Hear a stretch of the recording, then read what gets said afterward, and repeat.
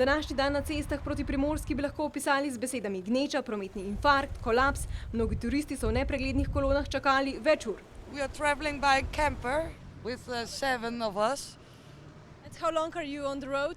Oh, 24 hours. About 10 hours.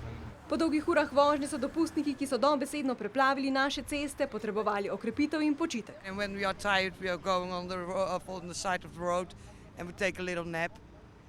So, no problem. Yes, we have a little TV in the car, and they are very calm. They read books, they play games, they sleep.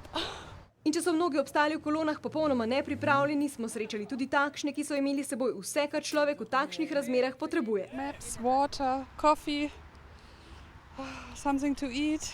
A tako kot ceste so se kmalu napolnila tudi postajališča. Mučno čakanje za voznike na drugi strani pomeni zaslužek za gostince, ki so kar potrojili zaslužek. Ja, zdaj v zadnjem mesecu izdamo tudi po 1500 računov, se pravi za kakšnih 1000, mogoče pa še kaj več.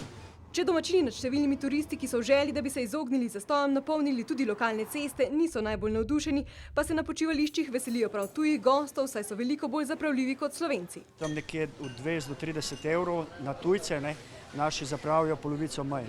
Tisti, ki prostora na počivališčih niso dobili, so se kratkočasili kar s prehajanjem ob cestah, a prav tovrstno brezglavo početje je lahko zelo nevarno. Nevarno pa je tudi obračanje nestrpnih voznikov in zaradi tega je prišlo do številnih nesreč, s katerimi se je jara kača razgretih vozil le še povečevala.